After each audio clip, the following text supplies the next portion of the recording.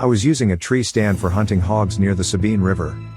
Around 5:30 a.m., I arrived at my position and set up table scraps and sliced apples to distract the pigs while I prepared a shot. I climbed into my tree stand and waited for the sun to rise and the woods to calm down. At dawn, I heard pigs rummaging about and approaching me at the river's bank. I initially caught sight of them from 50 yards away to my left. At a 45-degree angle, I saw movement to my right, about 80 yards away, while waiting for them to come near my bait without a clear shot. When I placed my rifle sight on it, all I could make out was one side of a face. Its head was gently turning as it slowly looked toward the pigs. It was black and hairless. It then rapidly shifted to another tree. Its enormous bulk, which was mainly visible to me, was standing on two legs while methodically scanning for pigs. I attempted to maintain my focus on it while I studied it despite my fear at the moment. The animal moved toward the pigs as they ate near my bait location. It went swiftly and vanished. It suddenly resurfaced and moved to a different tree while continuing to observe the pigs. I could review its characteristics one more time.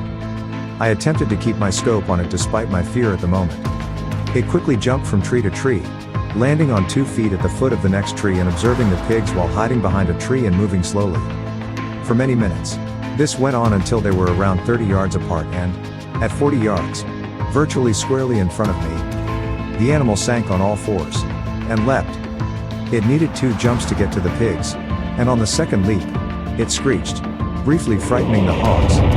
It smacked one hog in the side as it made its second jump, sending it flying into the side of a tree. It pounced on the shrieking hog as it rebounded off the tree and smashed it with its fist like someone pounding a desk. With each blow, I could hear bones crushing. Everything happened quickly, from the initial jump to the dead hog, which occurred in around 4 seconds. The speed of the onslaught made me quite uncomfortable. The 3 remaining pigs were running at full speed. The creature began to move away while making a noise similar to growls and whoops when it had scooped up a dead hog and tucked it under its arm. It whooped 3 times. A shorter response came from about 200 and 300 yards away, whoop, whoop, whoop. It took a few more steps toward the whoops before coming to a halt, dropping the hog, and turning to stare at my tree stand. It lifted its head to gaze at me before turning back to my tree. I've never been so frightened in my whole life. In case it pursued me, I made an effort to keep the scope on its head. It tilted its head to the side and gave me a glance.